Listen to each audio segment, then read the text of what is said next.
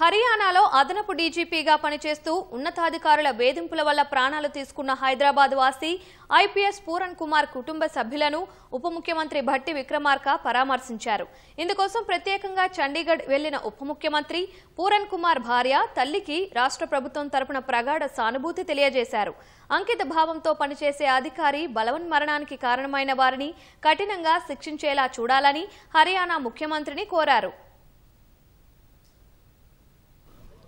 Pooran Kumar service అంతా అవినీతికి వ్యతిరేకంగా ప్రిన్సిపల్గా బతుకున్నటువంటి అంత ఉన్నత స్థానంలో ఉన్నటువంటి అధికారి ఈరోజు నేను ఇక బతకలేను ఇక్కడ అని చెప్పి ఆయన సూసైడ్ చేసుకోవడం అనేది అత్యంత బాధాకరమైన సంఘటన. తను డైయింగ్ డిక్లరేషన్ ఇచ్చాడు. తను చనిపోవటానికి తనకి కారకులైన ఇద్దరు అధికారుల పేరును మెన్షన్ చేస్తూ ఏ స్థాయిలో ఎంత భయంకరమైన ఇబ్బందులు. అతని భార్య కూడా ఐఏఎస్ ఆఫీసర్. చిన్న పిల్లలు పాపం ఇద్దరు ఆడపిల్లలు, వృద్ధురాలైనటువంటి తల్లి.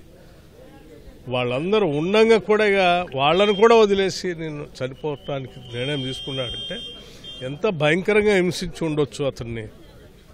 సో ఇటువంటి పరిస్థితులు ఈ దేశానికి మంచిది కాదు, ప్రభుత్వాలకి మంచిది కాదు. మా ముఖ్యమంత్రి రేవంత్ రెడ్డి గారు కూడా అతని పూరన్ కుమార్ గారి శ్రీమతి ఐఏఎస్ ఆఫీసర్ తనతో మాట్లాడారు. వారి తల్లి వృద్ధురాలైన తల్లితో కూడా మాట్లాడి ముఖ్యమంత్రిగా తెలంగాణ ముఖ్యమంత్రిగా తప్పనిసరిగా మీకు అండగా ఉంటామని చెప్పి నేను మా ఉప ముఖ్యమంత్రిని పంపించానని కూడా వాళ్ళకి ధైర్యం చెప్పడం జరిగింది.